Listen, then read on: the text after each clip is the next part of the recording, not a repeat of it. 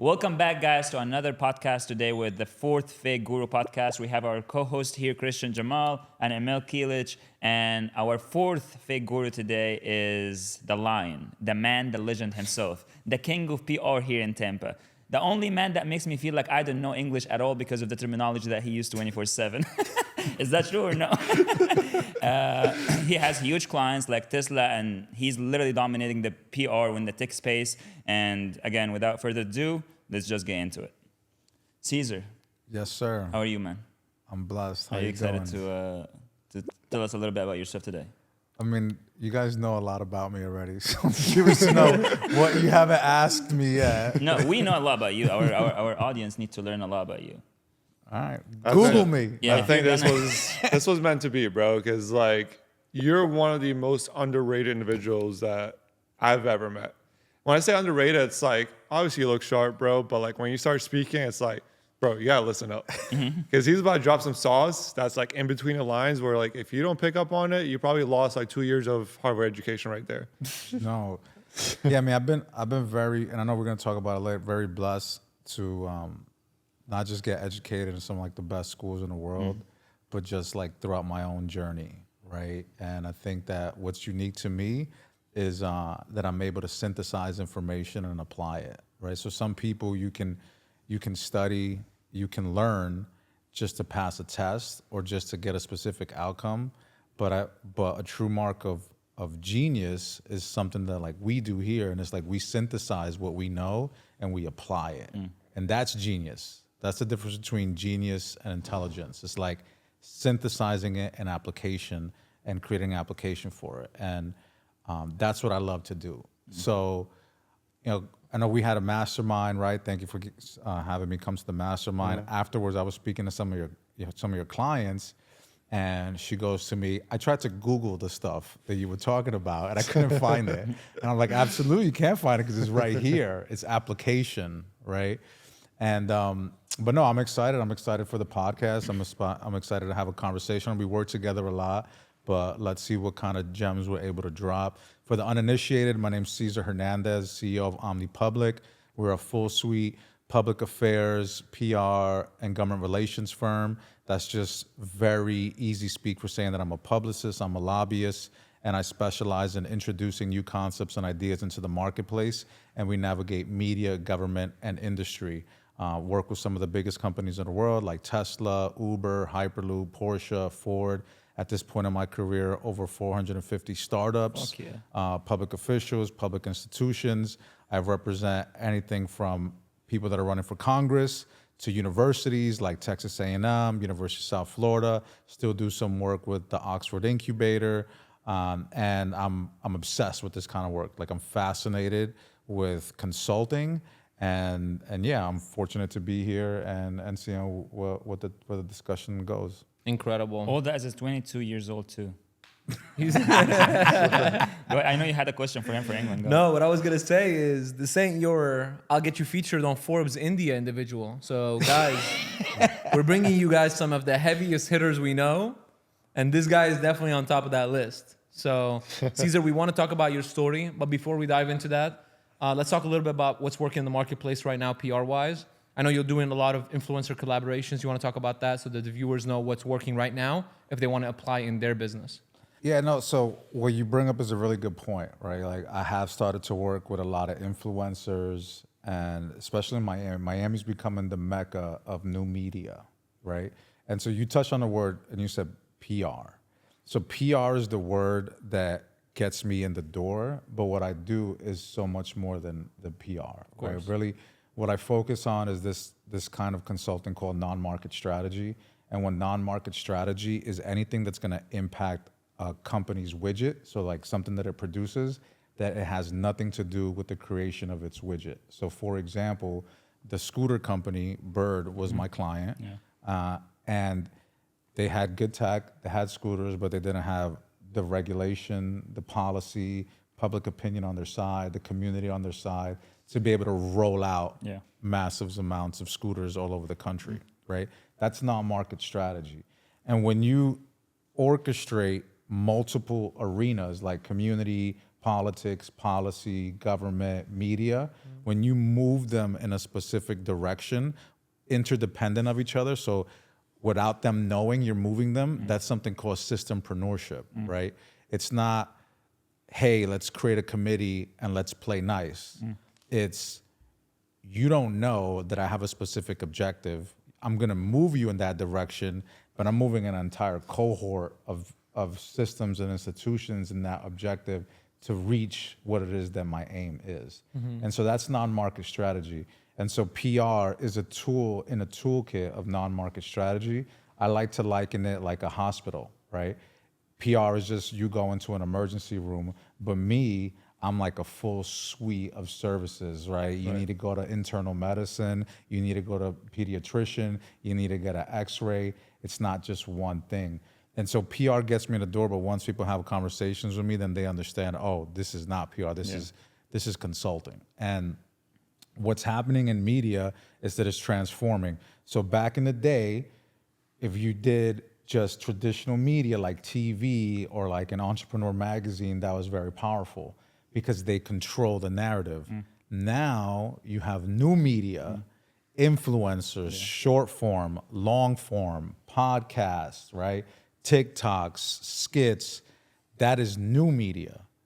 And it's more powerful than traditional media because it has movement. So you can do one interview on a podcast that'll live forever. And it can go viral at different points in time. Whereas if you have one article that's static, it produces, it has a blip, but nobody's really gonna go back to it. Or you have to go and like keep the physical copy. Whereas new media, it's always gonna have its like little blips, right? It's always consistently gonna move. So like Andrew Tate, when he goes viral and they bring up stuff from 10 years ago, he's like, that was 10 years ago. Like I have matured since then, but it's still going viral because it's having it has movement. So when you're working with me, I'm really looking at various arenas. I'm looking at traditional media, which is important for SEO because we live in a Web 2.0 world.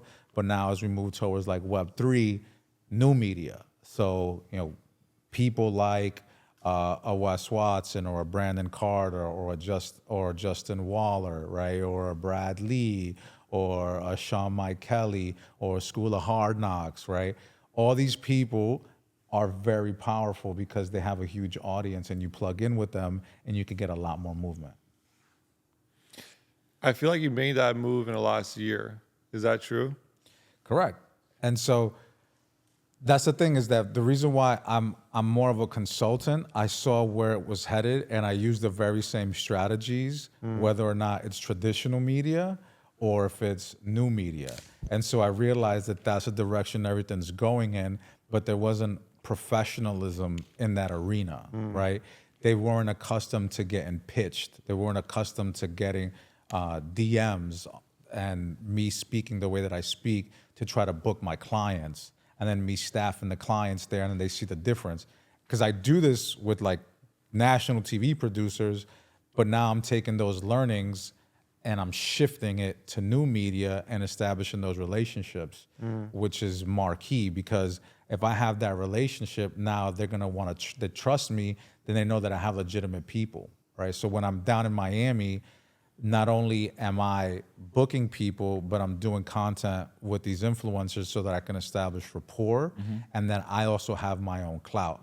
And here's a quick gem. Like if you're in the PR space or if you want to be in a communication space, you need to start creating your own content because now you want to be on the same level as them. So when I work with them, they'll say, let's collab us. Like let's us do content together. And that's like, all right, there's respect there. But then if they're like, you're corny, let me just talk to your client, they're probably gonna charge you more or they won't run your client stuff. So who should they go if they want to do some content? With who? I'm asking you, who's your client should go to if they want some content? He's trying to self-advertise. Bro, he's not even, didn't plug me in or anything. Like goddamn. Well, we're talking about influencer Their own marketing, content. not content. I'm just playing. But if you want to, if the importance of content, right? Because that's another thing is that people don't understand what content means, right? So you have somebody like yourself that is going to create the content for people, make it look good so it can have the movement and attraction. And then you have people that they aren't that, like they just care about virality. Yeah. And I don't like those kind of producers, right? Yeah. Those creatives that are just about being viral because they're almost whores to attention. Yeah. They have no identity. Yeah. So it's, what do I have to do to get clicks, right? Do I have to get arrested? Do I have to try and like do the most stupid stuff so that I can get views? And you become a whore to media and to attention, and you have no identity. I like those that are purpose driven, that are about what it is that my purpose is, cultivating the audience. So like what Gentech does, right? Like the content that Gentech is doing right now is I want to impact people's lives. Like I want you to learn from me, right? Or when you're working with Raw Media, it's like, I want you to be genuine. So like when we first started working together, like you were like, what, like be yourself. Like there's no cue cards, like talk about what's unique to you, not here's a script. Yeah. And so there's a huge difference. And so that's why I think that what you do is very different than, say, the collaborators that are just trying to create sake and then just try to go viral. Yeah. Do you feel like building an audience first by going viral and then creating your identity is another strategy that could work? Because I see a lot of people, like they get super big and then they make a widget or a product, right? They build this massive audience and then they launch a community. They build this massive audience and then they open some sort of brand that is a consumable that you can buy just so you can say that you bought from X person. So even like, for example, Mr. Beast with the chocolate, right? Mr. Beast was not making money from his videos, reinvesting everything, built an audience. Now he makes an absurd amount off of a product that I would say is fairly regular. Like a chocolate bar, you can compare and contrast, but they're all more or less the same. Yeah, I see it two ways, and this is all very new, right? This is all very new. I am of the school of thought that I think you should create a brand and identity first, because if you're creating content and then say you go viral, right? But it's things that are for the masses.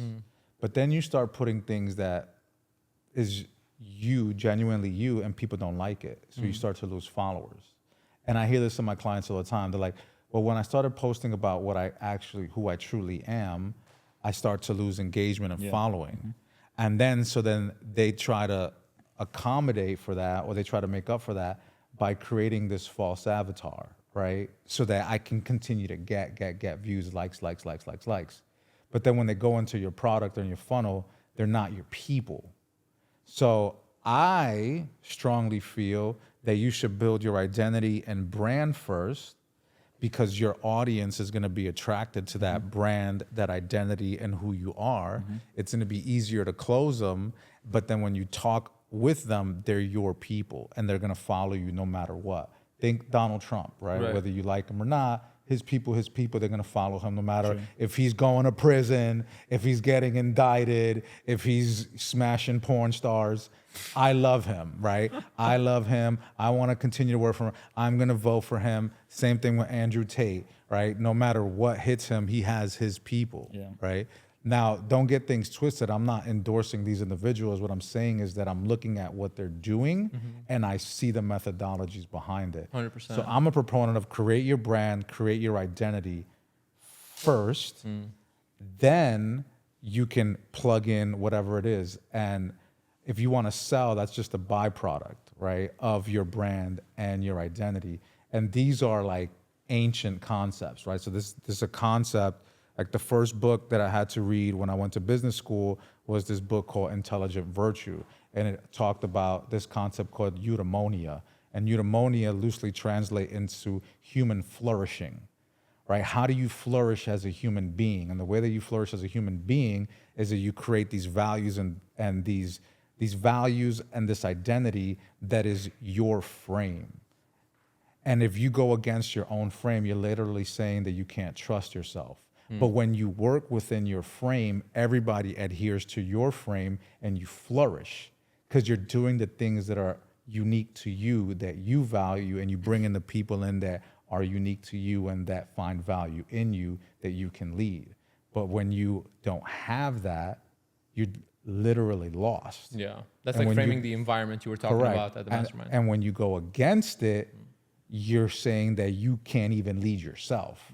And so that's why I'm big on live a purpose-driven life, find out what that is, and live congruent to that.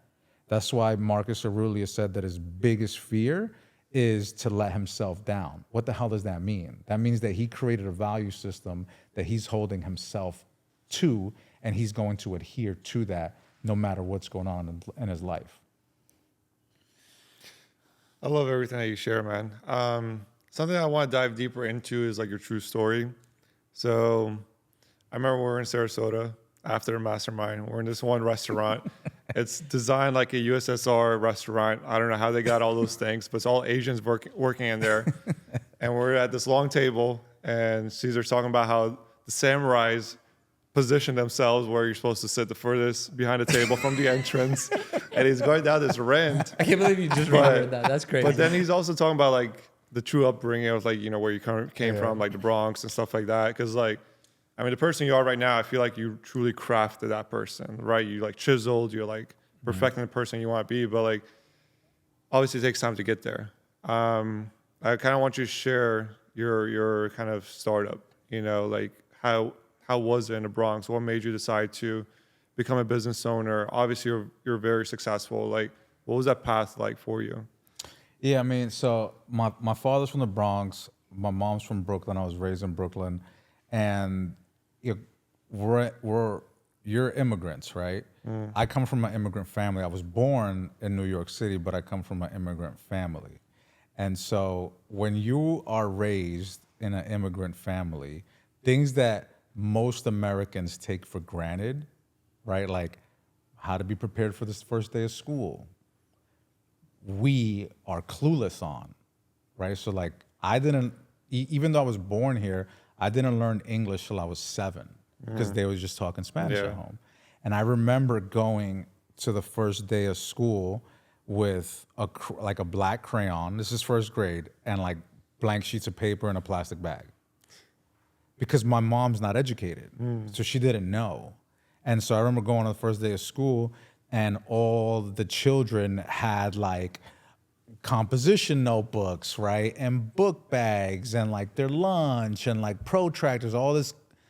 And I'm looking at them and I'm like, I don't know what this is, but I feel as though I'm not prepared.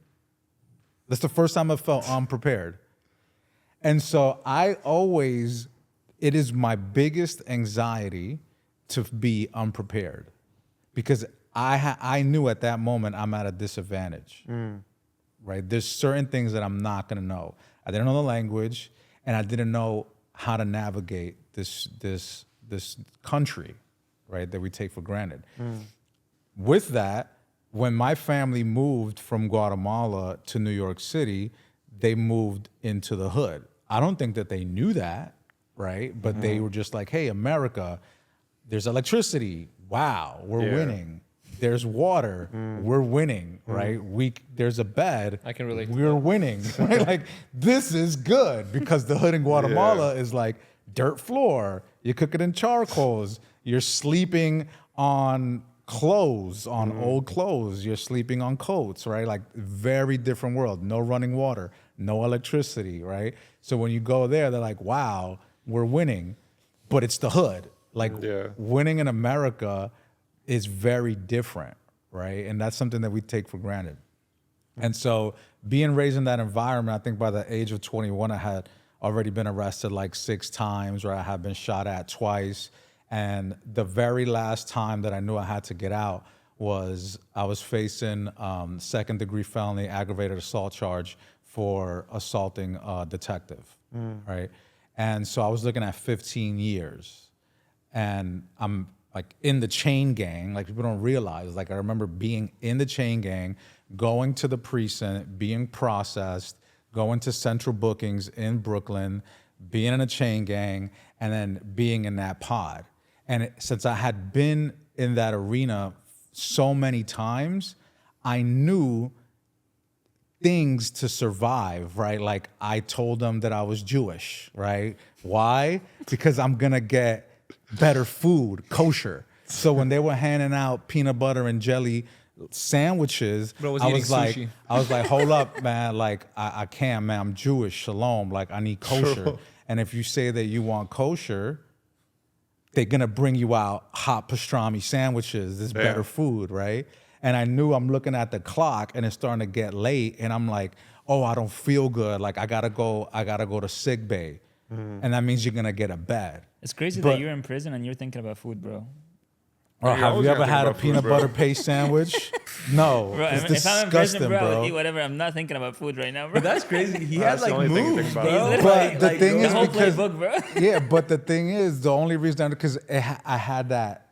That's the knowledge. I don't want to say knowledge, but those are the things that in the hood, like you know, Yeah, and yeah. when you Smarts. go through these things, Yeah. you're not a novice. But the reason why I say that is because I was gaining this knowledge, but it was not the right type of knowledge, Yeah. like how to survive in central bookings, or like what to say to police officers, or how to speak to them, right?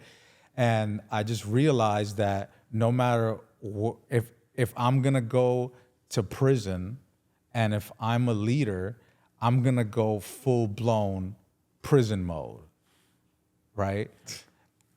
And I knew that's not what I wanted, right? Because when I was there, people love to share their stories, and when you're getting processed, they put you in with everybody, right? So rapists, murderers, drug dealers, the dude selling the crack, the person doing the crack, right? Everybody's in the same. It's just you're just getting processed.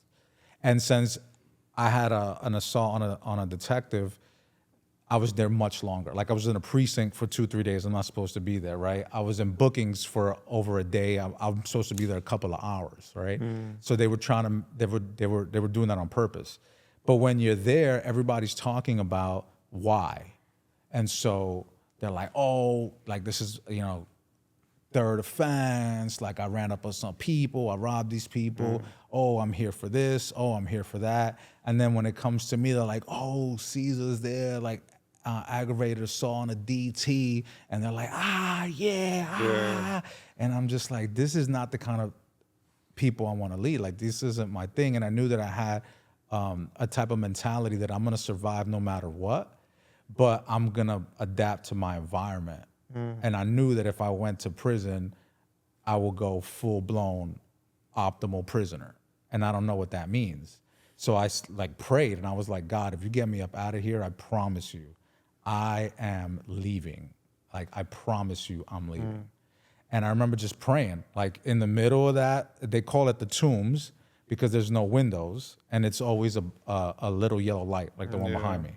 So there's a little dim yellow light, 24/7, no windows, 2 toilets, and just everybody in a cell, right? And I remember just being in the middle of the cell and just praying, like, God, get me up out of here, please. And then the next day, they process me, they bring me upstairs, and I'm in the cell, and the detective that I had assaulted tells me to come up to the cell and to put my face up against the bars, and he just starts cursing me out and just like spits on my face, you dumb spick this, and da-da-da-da-da-da-da-da-da. And I just remember like feeling these hands on my shoulders, like telling me just calm down. And I still see him, like his breath and like his spit, like this Italian DT, And I just remember looking at him, and I was like, you know what, officer, I'm gonna face my responsibility, sir. And I apologize. And he just looked at me like so shocked and stunned. And he's like, you know what, you're gonna plead guilty, and I'm gonna drop the charges. And I was like, okay. And so spent a couple more hours. They sent me to this place, Red Hook in Brooklyn. They sent me to the jailhouse at the precinct in Red Hook, and I'm waiting to go see the judge, right? And I remember the cells there had like, they didn't have bars. Like it was glass. Like if I was Magneto or something, like I had superpowers, but they put me like this like glass box. And I'm just waiting there with like glass box, and then they take me out. And I remember just waiting to hear for sentencing. And so everybody's there. And I mean, it's people that I remember the person right in front of me. I'll never forget this. It was this woman, and she was just leaning over high on something. She was just like leaning, just drooling. And then the judge is like, ma'am, and she's just like leaning. And they're like, all right, well, put her back in jail. Next, right? And then so I go up, and the judge is reading out my sentences, right? Aggravated assault, this, that, and the fourth. And he goes, how do you plead? And I'm scared because I'm thinking I could say guilty and this DT could be lying to me. Like, he could just be like, dummy, right? Yeah. And so I said, guilty, Your Honor. And like somebody pops out from the side of the door, hands over like a little script or a little thing to the judge. The judge looks at it and he goes, all right, well, charges are dropped, case dismissed, you're free to go. And then the bailiff comes over and just like, right now I got a Cartier on, but at that time it was chains. Yeah. And Let me ask you this, bro. Like, what was it feeling like when you were in there? Because like I just spent like one night in jail, and it was the worst feeling ever. Like, because the biggest thing that I chase for in life is freedom. The reason I want more money is because I want freedom. The reason I have like online business is like I want freedom.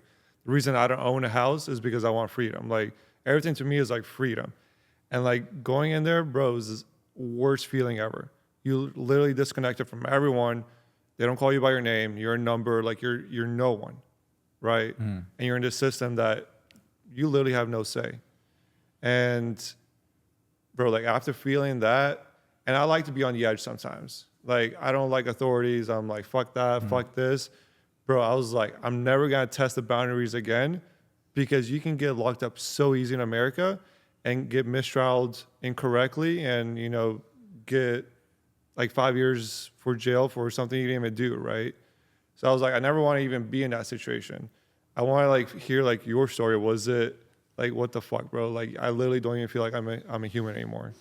No, and that's why if anybody hearing this and you're in a very difficult environment, you got to get out of that environment, right? An environment's going to detail how you can grow. And the sad part is that the first time I got arrested was I was 13 years old. And they can't put you in a jail cell. So you know what they do? They handcuff you to a desk, right? Then when I was 14, I got arrested again. And instead they put you in like this like mass population with the juvies, and they handcuff you to the desk. But as I started getting older, I started getting introduced to the cell. And what's sad is that you kind of it's not that you get accustomed to it, but you understand you're gonna go in. If you're gonna get processed, they're gonna change your clothes, right? They're gonna put you in some cold room, be like, you know, take a shower or not. Here's slippers. Here's a jumper. You go into the pod, and since I had that experience very early on, the first time was the hardest. Imagine being 13, being handcuffed, and like cops around you, and you got to be tough. So you're 13, you got to be tough. So then when I came out of that, I was broken, because I'm like, I'm 13 years old. I wasn't going to show the cops that I'm like a bitch. I wasn't going to cry in front of them. I wasn't going to do any of that in front of them. And I'm holding it, right? Being tough.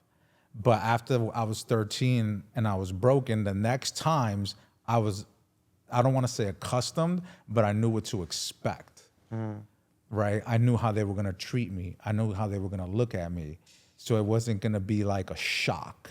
Whereas sometimes when I used to see people that were going in jail for the first time, it was a shock.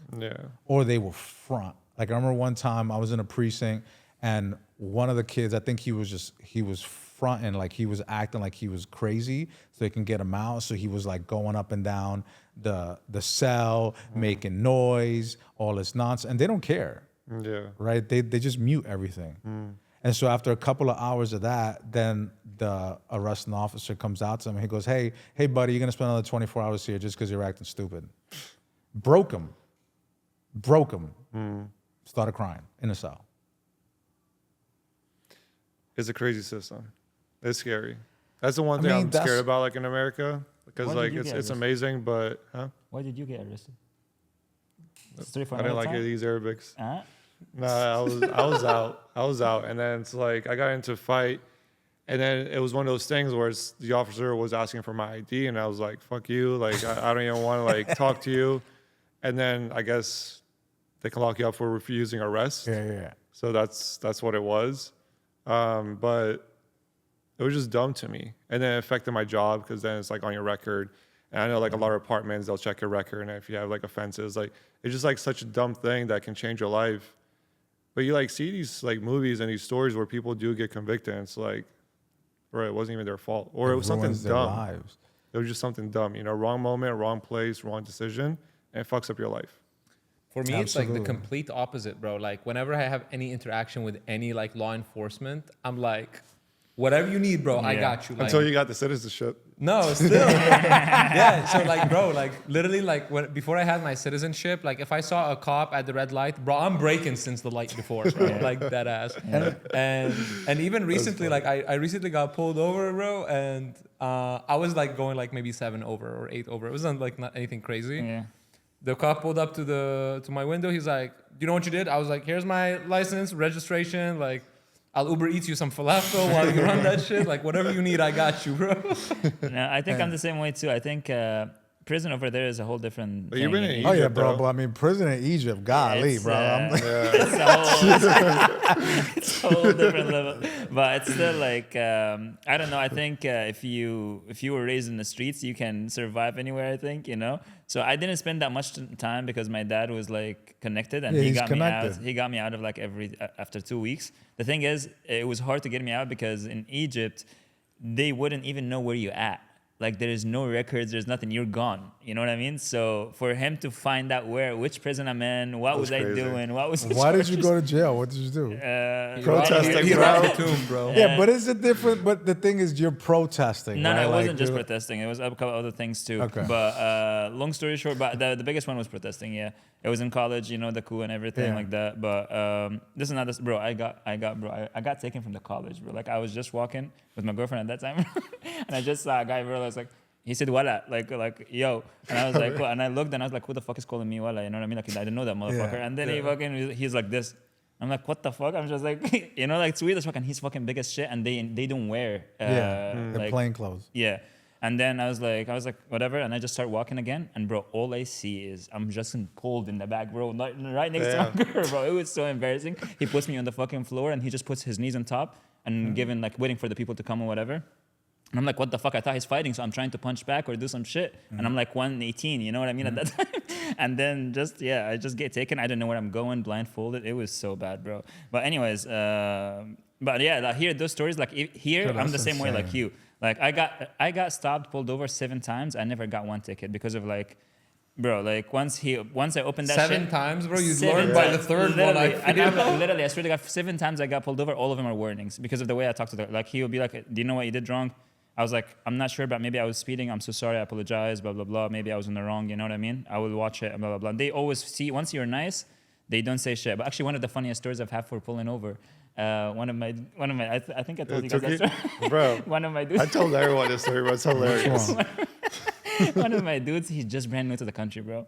Okay, and then we get pulled over, and the cop is asking us. We were like an Uber. The cop is asking him, "Where did you come from?" And his English is bad. He thinks that he's asking him where he's from. So my friend was like, "I just came from Egypt." And the guy was like, the cop thought he's being funny. You know what I mean? And he was like, "Are you being funny?" And he was like, "No, I just come from Egypt or whatever." And the guy was like, "Right now?" And he was like, "Oh, no, I was in Uber or whatever." And then he asked him, "Are you drunk?" And he said, "No, I don't drink. I'm Muslim." And he was like, "Tell me the alphabet from Z to A." So he looked at him and he was like, "I don't even know how to say from A to Z." Bro, that was the funniest thing ever, bro.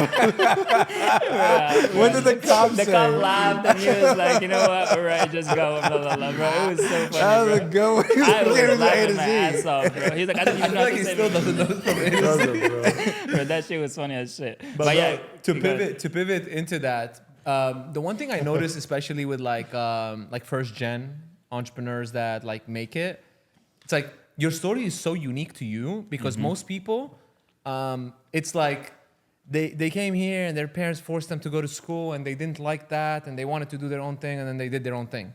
Your story is completely 100%. different, dude. Your story was like the beginning is like way worse than almost everybody that I've met that has made it, and you like crushed it. Yeah. Like I feel like you never mention your parents in your story when most foreign entrepreneurs, their parents is such a big part of their story.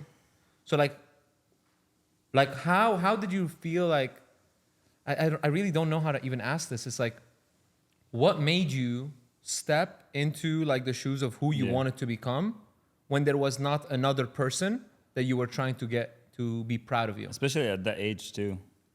Yeah, I would say that probably the most impactful person in my life was my grandmother. So my grandmother was the first one who came to this country, right? But my grandmother lived a very interesting life. So she was a political activist in Guatemala, right? So she was like one of 15 children, and like only 5 survived to adulthood because she lived in like abject poverty in Guatemala. So she was a part of a political movement to democratize the country, because the country at the time was sold out to like American companies, like American Corporation, like Chiquita Banana Corporation is probably one of the most evil companies in the world. It is. Like, he Like, runs the shit out of that. Yeah. I watched a Exactly. video on that. They used to be United Fruit Company Incorporated, and they would pay off Latin American presidents so that they can get ownership of the land and reap the benefit, like fruits or whatever development. Didn't he like And send then- in the U.S. Army or something when the like workers said that they want like a higher pay or something? Oh no, yeah, they're Damn. wild. So like say if you are a democratically elected government in Latin America, but you're not on the payroll of United Fruit Company Incorporated, they would then go to the federal government and say, I think that country's communist and that president should probably go. And they'll say, yeah, I think so too. And they'll go That's crazy. and they'll put somebody in that's on the payroll. Guatemala has a school called the School of the Americas where CIA trains themselves, and they also train people how to do coup d'etats throughout Latin America. It's all unclassified now. So this is like the arena my grandmother's growing up in, and she was in a political movement. Her party won the mayor's race of Guatemala City, and then the next stop after that is president. But her friends started going missing, started popping up. And Guatemala is a poor country, so they have landfills in every community. So every community, you just dump your trash in a landfill. And so her friend's bodies started popping up in landfills. And so she realized, I got to get up out of this country. What year is this? Man, this is late 60s? 50s, early 60s, right? So at that time, she came to the United States to flee, you know, potentially being assassinated. And she was around 30 years old, 30 years old when she got here. And I just respect her so much because she's a, you know, Yeah. number one, she's a woman and it's the 60s, 70s, right? And there's another language, and just was able to lift our family out of poverty. And my grandmother only had a third grade education level. Yeah. And so I'm just like, damn, they're like, you're so smart. Like, you probably could have been a freaking surgeon. But instead, she was just thinking about survival. And so although she couldn't teach me much, she taught me ethics. She taught me the importance of political activism, right? The importance of being a righteous person and doing things for good, and not taking your opportunity for granted, because for the first time, similarly to your stories, for the first time in generations, our families aren't thinking about survival, whether Yeah. it's a freaking genocide or a coup, right? And freaking the Middle East is just insane, period. But imagine, like, we're in a position where like our families aren't thinking, hey, we got to survive. Now we're creatively in a position to like create and thrive. God knows how many hundreds of years my family has been waiting for a moment like this, or our families. So that's why I'm super hungry to like become the most optimal version of me, to number one, lead my family, right? Serve my wife, my children, then lead my company, my community, but ultimately purpose-driven, right? What does God have intended for my life? And I want to be in that purpose, and I want to live in that. Do you know what that purpose is? Yeah, I think the entire purpose, right, of man is to serve God. But what does that mean? God is the ultimate good, right? Because if there's a moral lawgiver, then there is a moral law. And if there's a moral law, there is the genesis of that moral law. And in engineering, it's called this concept of like the nucleus of where things emanate from. So if ultimate good comes from that, I want to tap into that, right? So in service of God is becoming your optimal version of you. And so every day, like I pray and I'm like, God, what do you want for my life? Like, how am I supposed to speak? How am I supposed to interact? How can my life flourish, right? So I'll give this example, right? Moses, right? Musa. Moses only wrote one book in the Old Testament, which was Psalms 90, right? Moses wrote that. And think about the impact of Moses. He spoke directly to God, right? He had no prophet in between. It was like God, boom, Moses. And he wrote this psalm, one of the only things that he wrote. And in it, in the middle of it, he says that humanity is like grass, that in the morning it rises, and in the evening it gets cut down. But he says some of us are like grass, but in the morning we flourish. But ultimately we're still gonna get cut down. So what is gonna be the difference between your life, you're still gonna live and your life will come to an end? Are you gonna flourish? Are you gonna actually flourish? And so my purpose is I want to flourish, right? I wanna have that moment of flourishing.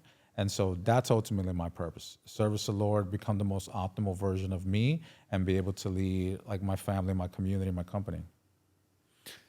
I know I'm diving into like more questions, but like it's an interesting topic to me because like when I watch these influencers, I think it wasn't Wes Watson, it was the other guy, I think Rick or something. He was talking about like, I have all the money I want and need, but I still feel like I have like a bigger purpose.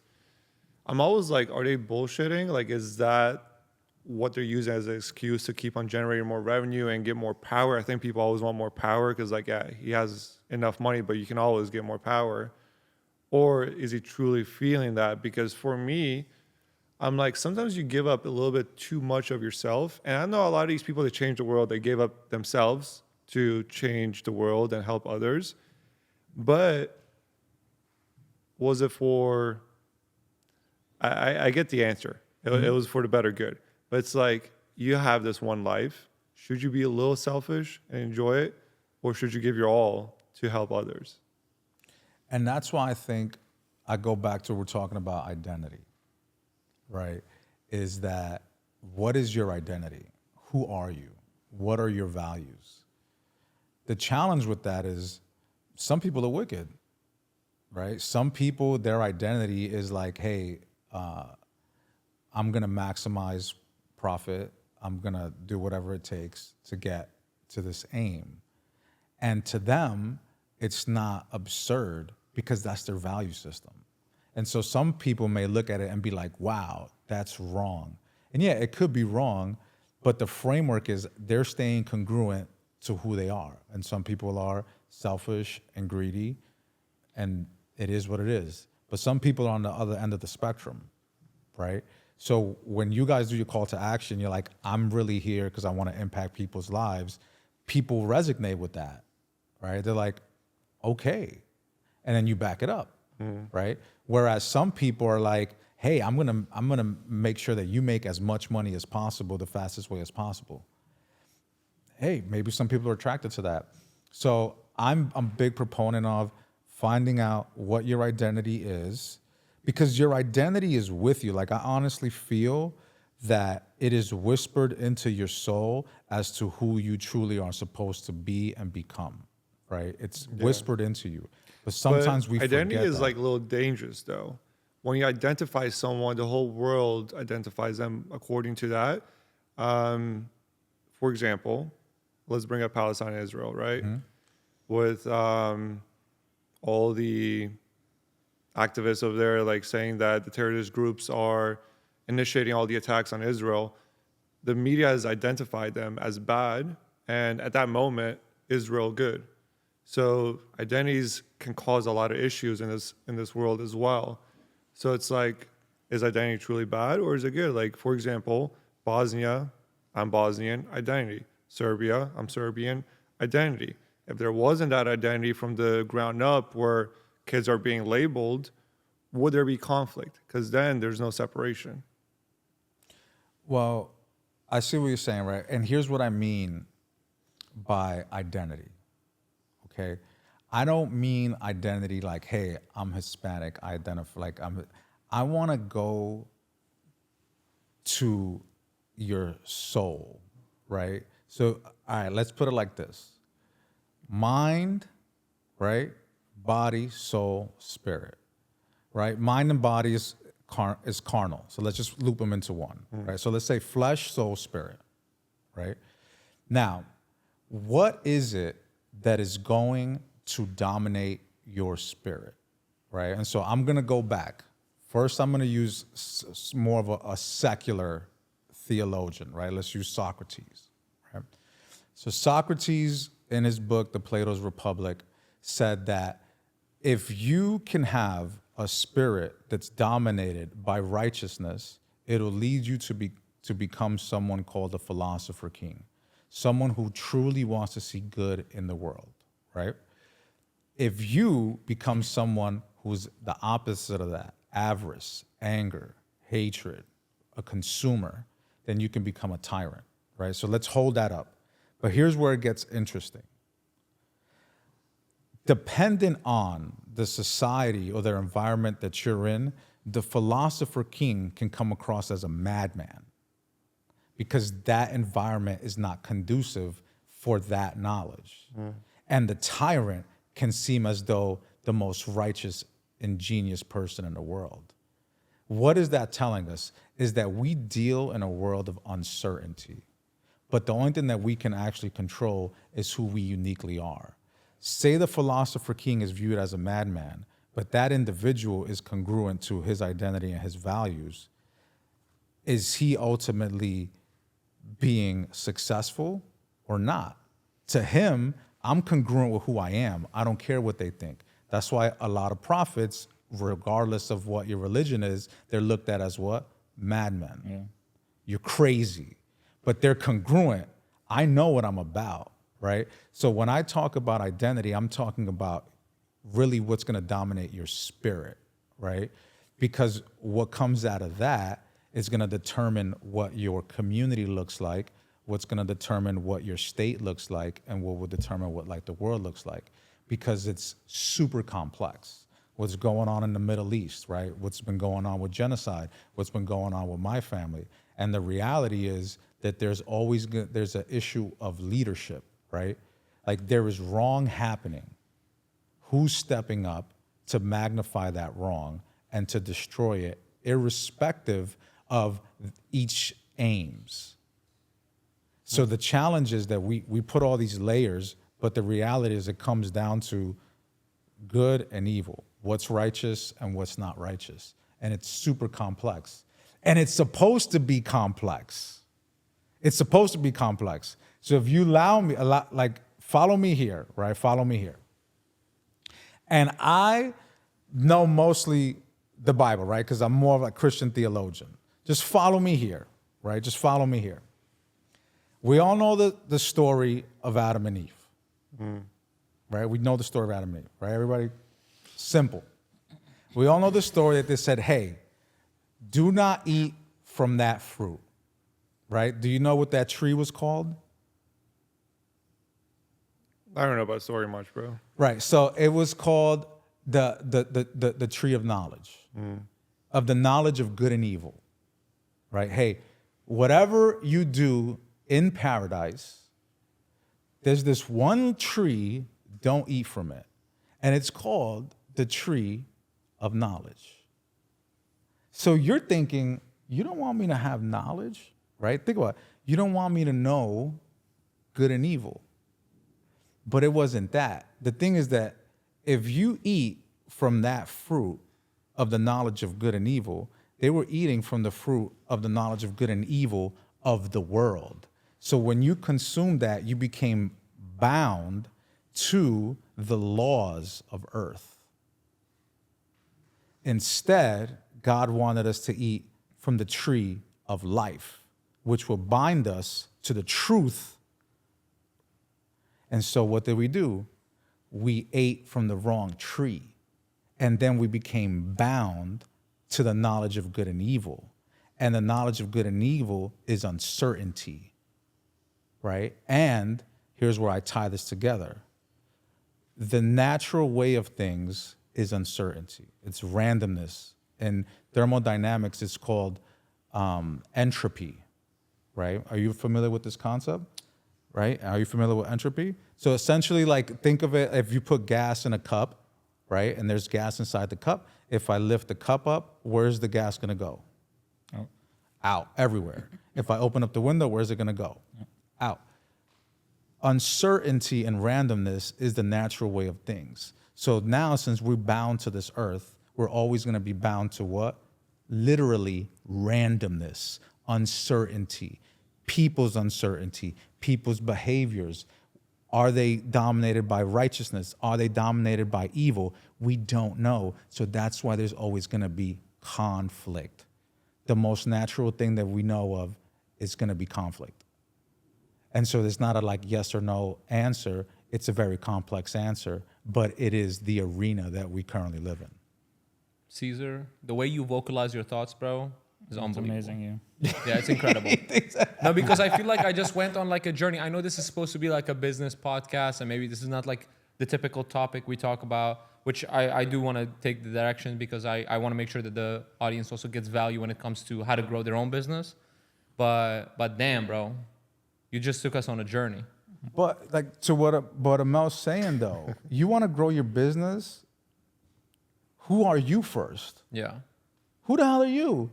Why should I work with you? Why should you lead people? Because when somebody's buying from you, there's trust. There's a transaction. Yeah. I'm gonna trust this individual.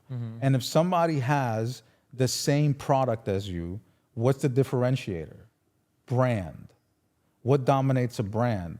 Your identity. What creates an identity? Your value system. So if I have the same product, but you know what? I want to work with Gentech because I like Amel and Christian. Yeah. Or, you know what? I rock with Ra. Like, yeah, I'm sure you guys have a good team as well. Ra's my guy. Yeah. You see what I mean? This is probably the most powerful thing that we can teach people is why do you want to have a company? And you hear that a lot in business too. Like they'll say, "Oh, stay away from that guy. He's bad business." No matter how rich he is or whatever, you just know that he's not him. Especially you know? wealthy. Like they work with someone, even though they know they might not get the best results, they know that person Yeah. won't screw them over. 100%. And they trust them. Yeah, Yeah. yeah. So that happens a lot. So when you moved here to Tampa, bro, why Tampa, and what happened when you first moved here, and how you started your business? And I honestly don't know why Tampa. what was that transition? How did it happen? in Brooklyn, Brooklyn has a very unique culture, and a very powerful influence in Brooklyn culture is Italians, and it's because of the mob. And for some reason, they're always like, go to Florida, go to Florida, go to Florida. So like, if you need to lay low, go to Florida, go to Florida, go to Florida. And I'm like, why is everybody going to Florida? Like, and so when I got out, or when they dismissed my case, I'm gonna go to Florida. I didn't want to go to Miami because I knew it was hot. Like, it was like a hot New York City. And I had toured, I used to play college football. I had toured USF to play ball here. And I was like, oh, I could probably walk on to the team also. I remember that they were very nice to me, right? And so, just random, USF. Literally just, I called up the admissions guy. His name was Edgardo. And I'm like, hey, man, I want to go to your school. And he's like, okay, like, do you have a college degree? I'm like, no. What do I need to do? He's like, well, you can't just go to USF. Like, you gotta you need a transcript. I'm like, all right, how do I get a transcript? They're like, enroll in a community college. And he goes, look, buddy, enroll in a community college, get me 3 A's, and I can get you in January. And I was like, all right, done. I enrolled at a community college, Borough Manhattan Community College in the West Side Highway, got 3 A's, called them up. I'm like, all right, I got 3 A's. Can you get me in? He's like, all right, I'll get you in as a transfer student in January. I'm like, done, bro. Let's go. Let's go. I'm out. And so I just packed up my things and like my little Acura TL at the time and just drove straight to From New USF. York. Straight from New York, 17 hours. Okay, so didn't- that's. I'm sorry. Go ahead. No, you're good. You didn't have the agency then, right? No, man, When did you start I was that? undergrad. I was an undergrad. I just went to USF. I walked onto the football team, and I was on the team. And I realized I just didn't want to play football anymore. So I remember telling the coach, like I just want to focus on studies. He's like, all right, good luck, buddy. And then a year later, I was student body president. So it turned out well for me. And when I was student body president, Florida's weird. It's super political state. So when you're student body president, you're also a university trustee. The only way to become a trustee is if the governor appoints you or you become student body president. Very bizarre. Who gets appointed by the governor? Donors. Yeah. Right? He's throwing out ones, So bro. donors. So I'm sitting with like the president of the Lightning, bro, in a trustee meeting, right? I'm like driving around in a golf cart. I remember one time a professor like scolded me for being 5 minutes late, and like I got up and I was like, I got to talk to you outside, bro. Like Pull the legit, professor out. legit. I was like, I got to talk to you outside, and like I brought him outside. He probably thought you were trying to fight him.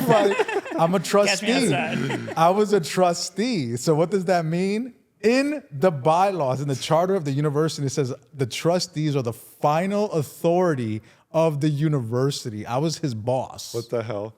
I was his boss. So I tell him to come outside. I was like, listen, you see my golf cart, right? You see the golf cart. He flexed on it, right? I was like, look, under official university business, I'm coming from. So I'm gonna need your grace. So if I'm 5 minutes late, I'm 10 minutes late, I'm 15 minutes late. I don't need you isolating me. Do you understand? And he was like, okay. And He's then never he read come the in. bylaws. Yo, and then he came in and everybody was like, ooh. He felt so ashamed. And then he got an email from the university president like, hey, Cesar Hernandez, the trustee, please leave him alone. If he's coming in late, like there's under like official university capacity. Next time I go to class, he apologizes to me. So I say that to say, Unbelievable. Florida's way too political, right? And that's when I started learning the power of politics and influence and advocacy, because I started like meeting with members of Congress and going to DC. I had dinner with freaking Obama that year, right? Like it was a masterclass in politics and policy, masterclass. And I leveraged those relationships, or like I cherish those relationships to this day. And that was like 14 years ago. Congresswoman Castor, still a good friend of mine, right? I just got off the phone with Mike Griffin, who's the chair of USF Board of Trustees, right? Still doing work with them because we have trust, rapport, and reputation. Like I have consistency. I consistently deliver, you know? And that's why I just fell in love with this community, you know? How you started your business here? How did that come? I started my business because after I was at USF, I triple majored and didn't know what I wanted to do. So I did like biomed, biomedical science, economics, and poli-sci, right? So you were on the biomed track, you know the deal. That degree sucks. I finished it though. Horrible. Terrible. But I got my first job offer before I graduated, and it was as a community organizer to work in the hood. And so I was like, oh, these are my people. I could do that. But when I was a community organizer, I'm making $30K a year, bro. I think I made that yesterday, right? $30K a year. That's so crazy. crazy. I know. Think about that. $30K a That should year. be a crime, bro. That's below minimum wage. Bro, I was making $30K a year and I was living in Suitcase City. So I was living like paying like $600 a month for an apartment as a community organizer. And I realized that nobody cared about these people, bro. Yeah. And you know why they didn't care? Because they're not a voting demographic. Yeah. And so then I was like, let me understand how the sausage is made. So then I became a legislative aide at City Hall. And then while I was at City Hall, I thought like all these elected officials are brilliant, and I realized they're not. And I was like, let me be a part of like bringing them in. So I worked at a political consulting firm for a little bit. And then I was like,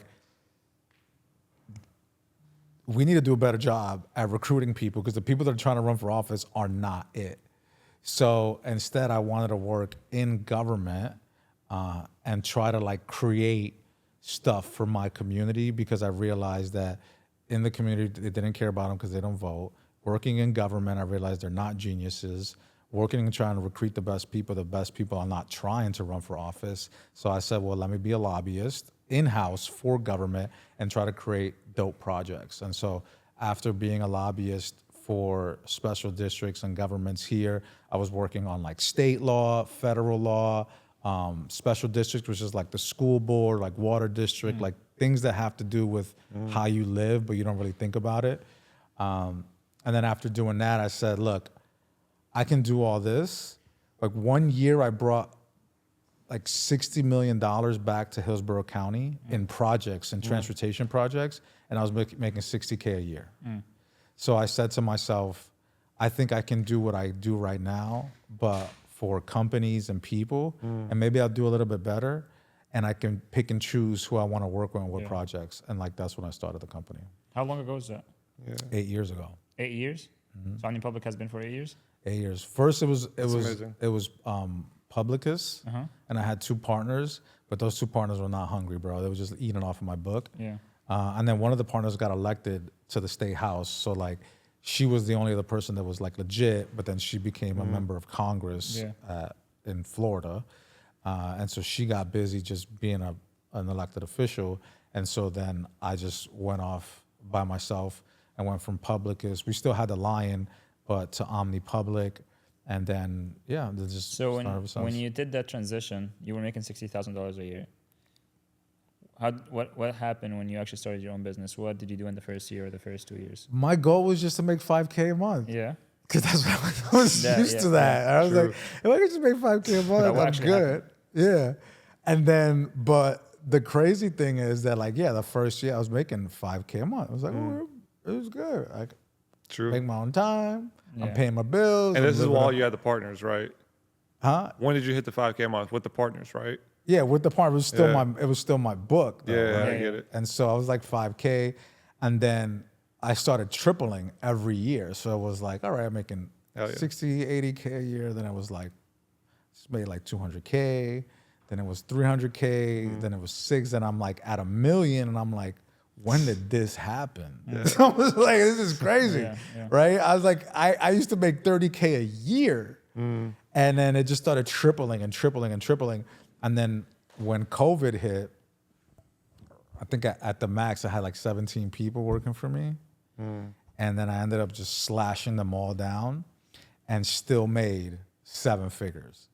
So I was like, and I remember the new team, now I'm like, look, I'm gonna make 7 figures with or without you. Yep. Here it is. I'm gonna, either you step it up and you're a part of the agency, or you're not. I'm gonna be okay. I'm gonna be okay. I know, right? Because not a lot of people do what I do in the world. So, and slowly but surely, just started scaling up. What's your biggest driver of new clientele at the moment? What's bringing it in? Do brand. Right Are they now, reaching out like SEO, like on your website, or like is it you going DM events? They DM you? No, I DM them. Okay. I'll DM, like I will right now, Instagram, and I have maybe not even 11,000 followers on IG, but they're my people. Yep. Like they know what they're getting when they talk to me. So like I'll be on DM, hey, what brings you here? Is it PR, lobbying, strategy, coaching, right? How can I help you?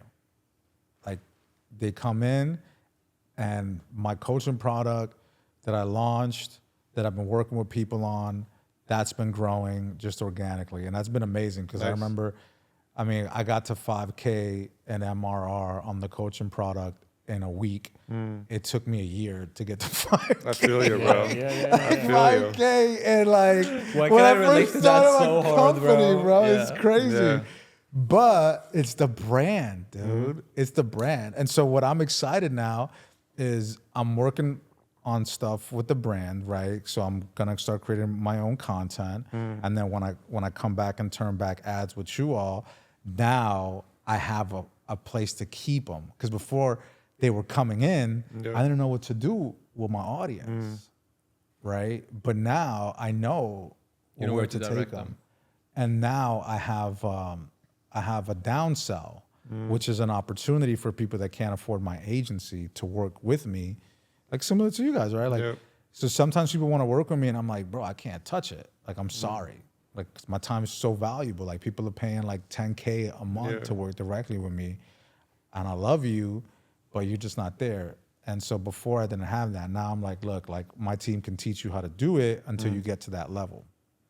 What's the next level for Omni and just Caesar overall? I think the next step for me is making the optimal version of me. I don't think I'm there yet, right? So the optimal version of me, What does that look like? what that looks like is number one, this is gonna sound like corny, right? This is gonna sound super corny, but it's really true. Number one is I'm really getting into like scripture. Like I'm just really Get into what? scripture. Like What's that?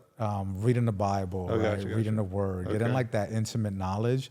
And not to like be Joe Osteen and be like, you need Jesus. It's just like there's knowledge there, bro. Yeah. Like there's like there. And what's funny is that like I went to Oxford, right? And so at Oxford, you know what Oxford's motto is? Other than the fact that they stole the Bosnian flag?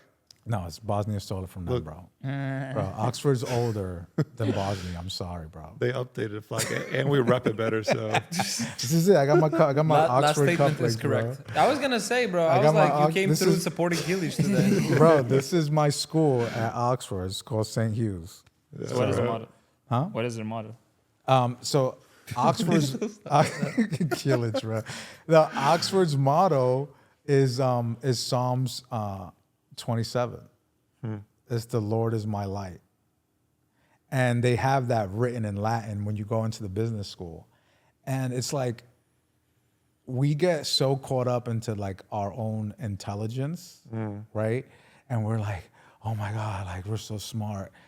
But at the end of the day, you got to go to the source, you know? And so that's the number one school in the world saying we don't know it all. Even Harvard, right? They got 4 books on their shield and 2 of them are turned down. And the reason is because at some point you ain't gonna know and you're gonna have to like pray. And this is how I position it, because I thought about this a lot, because I don't want to sound like an evangelical, right? I don't want to sound like that because people get turned off. But here's how I liken it to, okay? Do you know the mantis shrimp? And just follow me. This sounds bizarre. You know the mantis shrimp? Are you familiar with the mantis shrimp? Mantis shrimp? Not even close. It is one of the most bizarre animals in the world, Okay. right? Here's why. It moves at the speed of bullets. Like it's crazy. Like in water, when it moves and it attacks, the limbs boil because of how fast it moves, and it sounds like a gunshot. Damn. But then the mantis shrimp has something very unique, right? It sees colors that we can't see. Think about that, right? Its vision is such that we know, because we can look at its brain and we can map it out, that it sees colors that we can't see. But think about that. It sees things we can't even comprehend because we can only see on a spectrum, right? yeah. We can't even think up a new color. We're literally limited to the colors that we can see. our mind has a limit. The knowledge of the Lord is limitless. That's why it says that man cannot comprehend the knowledge of God. If we can't even see colors that exist, there's no way that we can know everything that there is to know. And we're not supposed to, because we're bound to this earth. Because I go back to, we ate from the knowledge of this earth and we bound to it. So I always like to go back to like scripture, to history, and apply it to today. You know? And so that's why for me is to get more knowledge, more wisdom for me to become the optimal version of me. And here's something that I'm learning is to be the most optimal leader of my family and my wife, because how can I lead my company and my community if I can't lead my family? So some like the greatest leaders in the world had terrible families. Yeah. And their families hate them. I don't want that. I want an awesome family, and I want an awesome company, and I want to be able to impact my community. So right now, I'm doing a deep dive in Optimal Caesar 10.0, which is the wisest version of me that I'm trying to create. That's awesome. I love that. What about with Omni? So what Omni is, I'm building the next generation consulting practice, right? So my goal was always to build the next McKinsey or the next Bain and Company, right? Where it's not just PR, government relations, lobbying, strategy, but like management, finance, right? Law. Like I want a consulting practice to rule them all. That is it. Like I want to dominate the non-market. So all professional services, that's why it's called Omni Public, right? All things public. So that's the next level. So right now we hired Jackie Toledo, which is a former state house member, former deputy whip of the state of Florida, very recognizable in Republican circles, understands that audience, right? But now I'm talking to someone who is very prominent and powerful in Democratic circles, because we're going to be a bipartisan firm. And I'm not going to announce that yet. But I just want to be able to deliver leverage and access to my clients and work on outstanding projects. So we're talking to Texas A&M College of Engineering right now to come on board, USF College of Medicine to come on board. We're talking to Quebec to come on board, Spain, Valencia, doing some government relations work. So doing some very, very, very unique things in consulting and like public affairs. So that's like the next thing for us. That's awesome. My man, I know that I'd love to sit here for another 10 hours with you, but we are coming to the end of the podcast. Do you want to share where everybody can find you? And we definitely have to bring you back for like round 2, because I feel like we barely scratched the surface. Yeah. So Nah, thank you. I mean, you know, I love you guys. We work together all the time. And it was cool to chat sometimes, not just business and 100%. family. But I think that ideology is important, right? Like sharpening 100%. Each other's minds on like what we're thinking. And if anybody, the best way, I would say if you want to reach out to me directly, it's just on IG, Cesar Hernandez Prime. I am on my DMs. If you go to my company, it's my team. If you go to my LinkedIn, it's my team, right? Like, but I really try to cultivate my audience on IG. And so if you really want to connect with me, just reach out to me there. And guys, even if you don't want to just like connect with him, but you want to follow the journey, I would highly recommend it. This man is on some shit, bro. There is no other way to describe it. He is like cutting edge. He's always doing the things that nobody else on the planet is doing. And I love watching, bro. Like definitely a huge inspiration for myself as well. So keep killing it. And guys, make sure to leave a like, subscribe, and comment down below who else you guys think we should bring on the podcast. And we'll see you guys on the next one.